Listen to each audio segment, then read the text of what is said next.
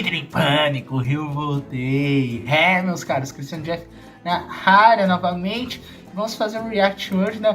Mais um de Neon Genesis Evangelion, né? Esse é sobre um do canal do Elegante. Eu reagi ao vídeo do Elegante de Monster, né? Foi de Monster? Foi de Monster mesmo. Eu gostei pra caramba de como ele resumiu a história lá. E a gente vai reagir aqui agora à história completa de Neon Genesis Evangelion. Nossa, aleatório, eu com uma bola de basquete aqui pra reagir a Evangelion. A gente já fez 3 reacts aí, né, eu acho, de Evangelho. Eu achei bem interessante mesmo. Eu reagi ao som do Rodrigozinho e ao vídeo do quadro em branco também, né? E, mano, eu vou pegar agora pra ver o anime mesmo. Eu acabei Boku no Hero, né? E agora, eu tô vendo umas séries aí. Um tempo atrás eu falei que eu ia agora pegar do começo pra ver inteiro The Big Bang Theory. Eu tô dando uma adiantada aí, vendo um tanto. Mas depois eu quero pegar uns animes assim, menor pra ver também, né? Alguns não tão ripados. Eu quero ver muito Evangelion, quero muito... ver também Mob Psycho 100, eu quero assistir muito, enfim, eu quero ver alguns outros assim, menores também, né? Inclusive se tem algum bom aí pra recomendar aí, que não é tão ripado hoje em dia, mas é muito bom, deixa aí nos comentários. Monster eu quero muito, mas eu tô decidindo ainda se o Monster eu vou pegar um anime ou um mangá, mas me interessou bastante, né, pelos vídeos que eu assisti, gostei muito mesmo, e é isso, mano. Vamos ver agora aqui a história completa de Neon Genesis Evangelion e play.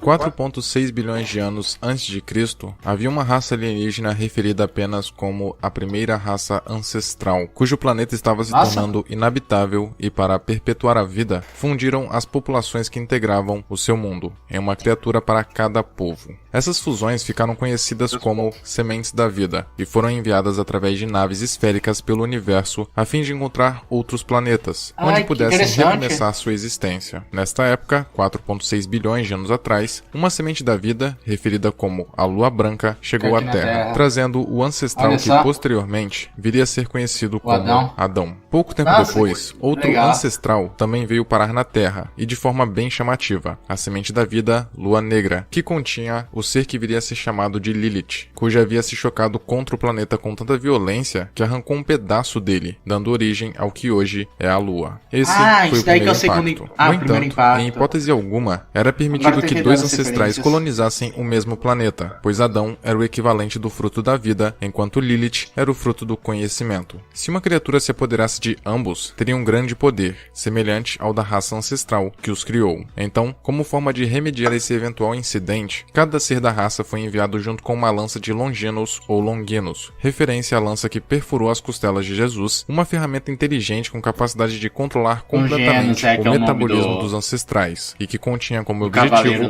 corrigir situações como essas. Mas como a lança de Lilith havia se perdido no seu impacto contra a Terra, a lança de Adão teve que assumir a responsabilidade e, como solução, colocou o próprio Adão em um estado de inércia por tempo indeterminado, parando a proliferação do seu tipo de vida, deixando os anjos em formas embrionárias quiescentes. Assim, sem a presença de Adão, o sangue de Lilith escorreu, dando origem à água e, em seguida, aos oceanos do Novo Mundo. O sangue dela viria a ser conhecido mais tarde como LCL, como é comumente chamado na série animada. Esse LCL nada mais é do que a sopa primordial, responsável por ter dado origem à vida, que por sua vez floresceu neste mundo, evoluindo da forma que nós conhecemos até resultar no ser humano. Em 1947, foram encontrados os manuscritos do Mar Morto, que basicamente eram instruções que os ancestrais carregavam com eles, que explicavam o que deveria ser feito caso eles se encontrassem em uma situação de dois terem caído no exato mesmo planeta. Os manuscritos diziam que, na impossibilidade do próprio ancestral voltar a se ativar, como Adão que não poderia fazê-lo enquanto Lilith ainda estivesse neste mundo, cada um dos ancestrais geraria até 17 descendentes que deveriam reunir os dois ancestrais para formar um único ancestral, e assim reiniciar a vida no planeta. Esses descendentes são as criaturas referidas como anjos pelos humanos, lembrando que Adão e Lilith, embora também sejam colocados na mesma categoria, são seres diferentes. Contudo, provavelmente devido ao forte impacto com a Terra, Lilith nunca cumpriu essa parte da sua programação que deve ter sido corrompida, o que fez sua prole crescer de forma desordenada e sem direção, resultando na raça humana. Em contrapartida, os filhos de Adão, os anjos, seguiram fielmente as orientações contidas nos manuscritos, inclusive com nos intervalos de tempo indicados, e tentaram reunir Adão e Lilith para reiniciar toda a vida na Terra de forma correta. Nas décadas seguintes, uma organização de fanáticos religiosos, conhecida como Silly, dedicada a purificar o mundo da humanidade e restaurar o encontro do homem com Deus, conseguiu pôr as mãos nos manuscritos. Durante os anos 50 a 90, os anjos despertaram e entraram em contato com Lilith para reiniciar toda a vida na Terra, como bem apontava o protocolo de emergência dos ancestrais, previsto nos manuscritos do Mar Morto. Sabendo disso, a Silly elaborou um plano mais ambicioso, usar Adão para criar uma restauração controlada da vida. A ideia era usar clones de Adão, os Evangelions, para se unir com o clone de Lilith, o Eva Unidade 01, e assim reiniciar a vida na Terra, mas de uma forma que a Silly pudesse manipular o resultado. Laboratórios de pesquisa e equipes foram montadas ao longo das décadas posteriores, a fim de alcançar esse desejo de purificação, referido como Projeto de Instrumentalidade Humana, mais conhecido como Terceiro Impacto. Entre 1999 e 2002, uma das brilhantes cientistas empregadas da Silly apresentou seu então namorado Gendo Rokubunji ao seu professor e mentor Kouzo Fuyutsuki, que, embora não gostasse de Gendo inicialmente, passou a trabalhar com ele. Eventualmente, Yui e Gendo se casaram e este último mudou seu nome para Gendo Ikari. No ano 2000, uma expedição liderada pelo professor Katsuragi, no Polo Sul, fez vários experimentos com Adão, que permanecia adormecido devido à lança de Longinus, que o empalava, e criaram a primeira armadura Eva para contê-lo. Quando finalmente conseguiram despertá-lo e colocaram um humano em uma cápsula dentro do Adão, após a retirada da lança, surpreendentemente, a criatura explodiu, restando apenas uma forma embrionária de si mesmo. Com isso, nasceu Kaworu Nagisa, que agora era o receptáculo da alma de Adão. O resultado colateral deste despertar momentâneo foi uma pequena amostra do que seria a reinicialização completa da vida na Terra, e quase todo o hemisfério sul do planeta desapareceu. Cerca de 2 bilhões de pessoas morreram quase que imediatamente com os tsunamis resultantes. O eixo da Terra mudou e com isso as estações, sendo que em determinadas faixas do mundo, como o Japão, elas deixaram de existir. Por isso é sempre verão, em Tóquio 3, por exemplo, o que arruinou a agricultura e gerou conflitos e guerras, que acabaram matando outros tantos.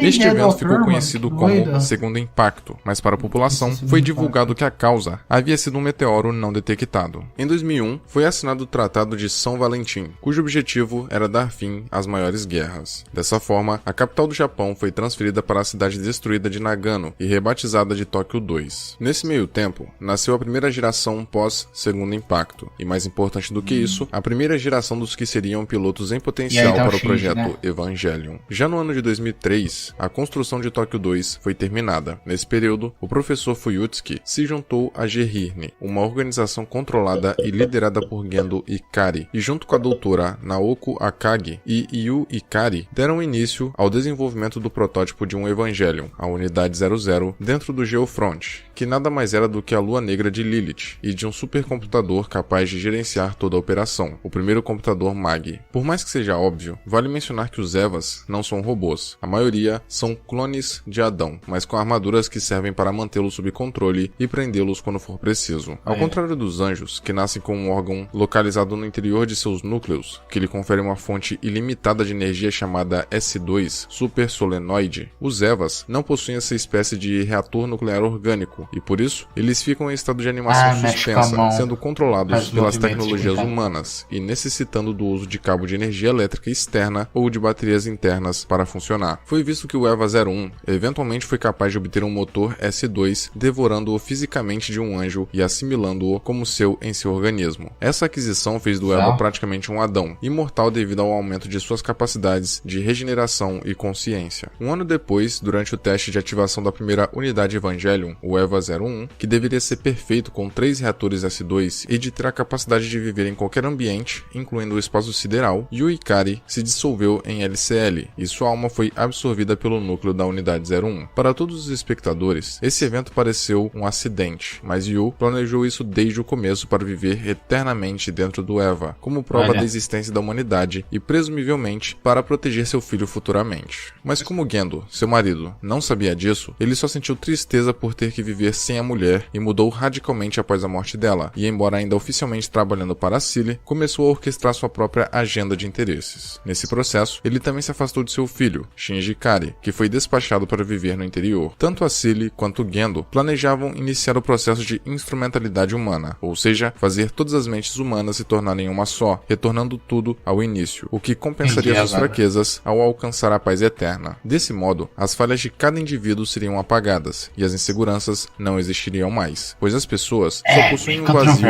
uma sensação de perda por estarem divididas, o que produz ansiedade e medo em suas mentes. Então, unindo todas, só restaria satisfação e felicidade. Porém, a intenção de Gendo era usar os Evas para se beneficiar com isso. Assim, ele se fundiria com o embrião de Adão e usaria um clone de sua esposa com células de Lilith para completar o processo, se tornando um novo deus e moldando a realidade a seu bel prazer. Sua esperança era de que, com tamanho poder, pudesse ter sua esposa de volta. Em 2005, foi descoberto que os Evas, enquanto ainda clones dos anjos, só poderiam ser controlados caso obtivessem uma alma humana, ou seja, era necessário transferir o intelecto humano para essas criaturas, mesmo que em um nível puramente primordial, para que os Evas pudessem ser conduzidos e não agissem de maneira aleatória como bestas descontroladas. Quando Yu Ikari foi absorvida pela Unidade 01, isso tornou seu filho, Shinji Ikari, e em menor escala seu clone Rei Ayanami, compatíveis como pilotos, pois seriam aceitos pela psique de Yui dentro da mente do Eva. Então? Vários testes foram feitos para reproduzir este feito artificialmente, e o mais perto de um resultado positivo foi quando a mente da cientista Kyoko Zeppelin Soryu foi copiada com sucesso para dentro da mente da Unidade Evangelho 02, na Alemanha. Porém, o processo de sincronização mental com o Eva a levou à loucura, e Kyoko, já completamente insana, acabou se suicidando. Desse modo, sua filha Asuka Langley Soryu poderia ser a piloto do Eva 02, pois seria aceita pela psique de Kyoko, copiada para dentro do Eva. No ano de 2010, a Cilly, sabendo que o projeto de instrumentalidade só seria possível somente se os anjos não fizessem primeiro, criou uma divisão específica para desviar os Evangelions de sua função original e lutar contra os anjos. Então, o que era Gerrin se tornou a Nerve, cujo comando continuou com Gendo Ikari. No mesmo período, a doutora Naoko Akagi terminou o biocomputador MAG, um composto de 3 supercomputadores bioeletrônicos capazes de gerenciar todo o processamento de dados de um Evangelion, que funcionaria com base nos parâmetros mentais da doutora Akagi e permitiria a criação do sistema falso. O sistema falso seria o responsável no futuro por emular uma mente humana capaz de enganar o Eva e assim torná-lo suscetível aos comandos do piloto, como se estivesse sincronizado a um ser humano de verdade. Mais tarde, Gendo apresentou à sua equipe uma criança chamada Rei Ayanami, dizendo ser a filha de um conhecido, quando na verdade a garota é um clone de Yui Ikari, criada à base de células da própria Lilith também, sem o conhecimento da Cilly, obviamente. Naoko, que mantinha um relacionamento com Gendo, percebeu o que este último havia feito e não demorou para entender que ele ainda amava sua esposa e que só ficava com ela para conservar sua lealdade e ter acesso ao seu trabalho. Chateada e irritada pelos hábitos incomuns e estranhos da menina, a doutora matou o rei e posteriormente apareceu morta. Contudo, não se sabe se foi suicídio ou se ela foi assassinada. Mais tarde, Gendo criou outro clone da Rei e seguiu como se nada tivesse acontecido. Acima da organização Nerve e no subterrâneo de onde a nave de Lilith ficou presa, foi construída Tóquio 3, que deveria tornar-se a nova capital do Japão após o final dos ataques dos anjos, mas a cidade nunca chegou a exercer essa função. Apesar de habitada, Tóquio 3 foi projetada quase que exclusivamente para servir de arena de batalha e depósito de armas, munições e dos plugs de energia que alimentam os Evas, incluindo quando um anjo invadia, os prédios se retraíam para o solo justamente para abrirem espaço para as batalhas entre ele e os Evas. Presume-se que os anjos conseguiam sentir Lilith por intermédio de algum tipo de sexto sentido, e por isso eram atraídos para a cidade, visto que ela se encontrava presa no subsolo do QG da Nerve. Em 2014, o projeto Evangelion foi finalmente concluído, e as duas unidades iniciais, assim como o protótipo 00, foram considerados prontos. Na Alemanha, a Unidade 02 obteve sucesso com Asuka como piloto, mas no Japão, a Unidade 00 demonstrou dificuldades em ser ativada sob controle de Rei Ayanami. Um ano depois, próximo ao final da série animada, Shinji encontra Kaworu e precisa decidir entre matá-lo ou deixar a humanidade morrer. Antes disso, Kaworu revela a existência do campo AT, uma espécie de proteção intangível para os humanos que qualquer indivíduo pode gerar, sendo ele o responsável por separar uma pessoa da outra, causando solidão e dor pelo mundo. No caso dos anjos, o campo AT é manifestado de forma mais proeminente, e por fim, Shinji opta por matar Kaworu. Já em 2016, após a eliminação do último anjo previsto nos manuscritos, a Cilly inicia a eliminação da Nerve e a Nossa, retomada de velho. Adão, O Lilith Shinji e das tem, tipo, unidades 11 anos Evangelion por para aí, não é? completar a instrumentalidade humana e reiniciar a vida na Terra. Contudo, os planos da organização são frustrados porque a série Eva, que eles criaram em massa, foi atrasada pelas ações da Unidade 02 de Asuka, que retardou a chegada deles à Unidade 01, impossibilitando-os de impedir que Shinji Ikari entrasse dentro dela. Uma vez lá dentro, o personagem passou a ter o controle do processo de instrumentalidade.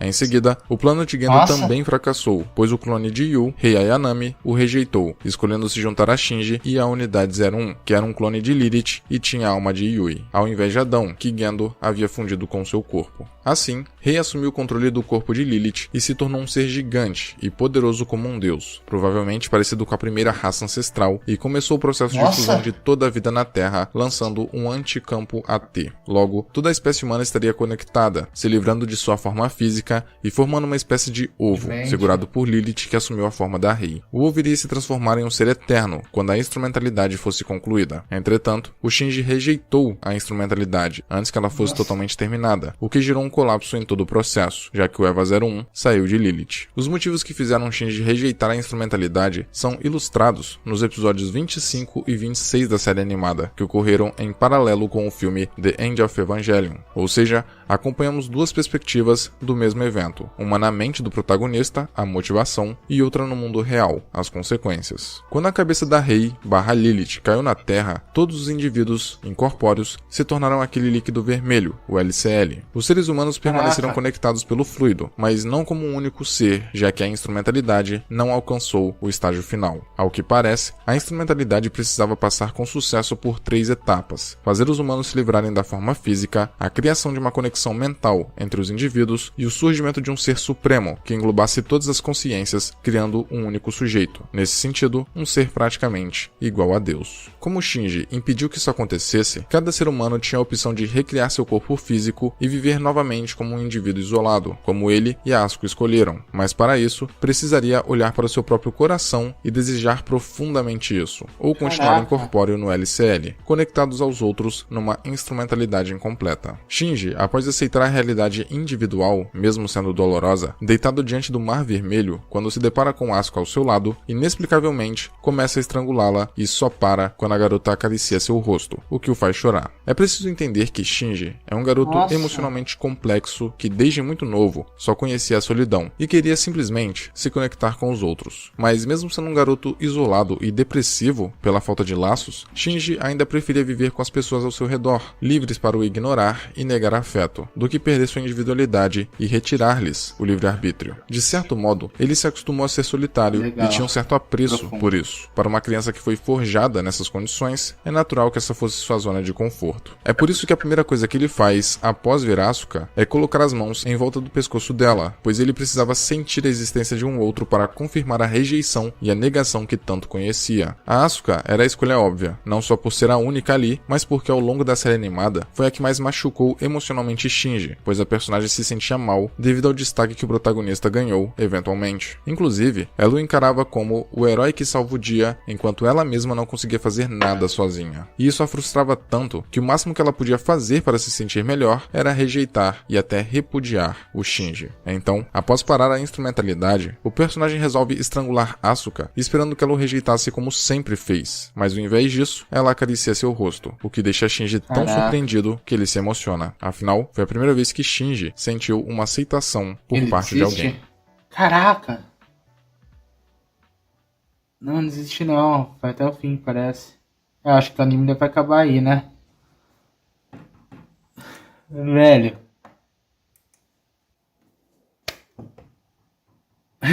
Eu tô totalmente sem palavras, mano.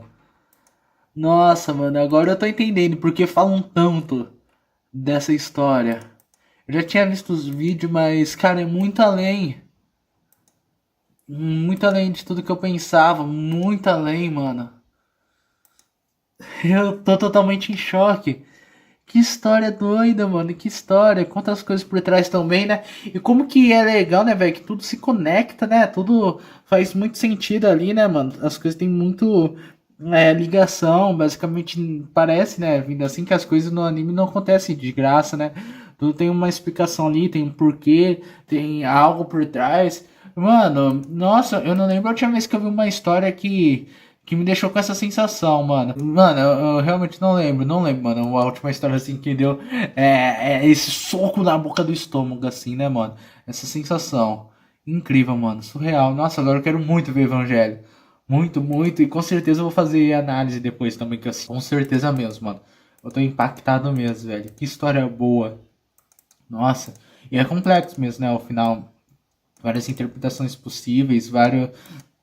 Cada um entende uma coisa, né? Eu sei que tem muito texto, muito vídeo sobre isso também. E, mano, é um tema interessante. Com certeza eu vou assistir. E vou dar meus pitacos também, vou fazer o meu, né? Inclusive, eu poderia falar de algumas questões filosóficas que eu percebi ali enquanto eu ia assistindo, mas eu não vou fazer isso, que com certeza tá cedo ainda.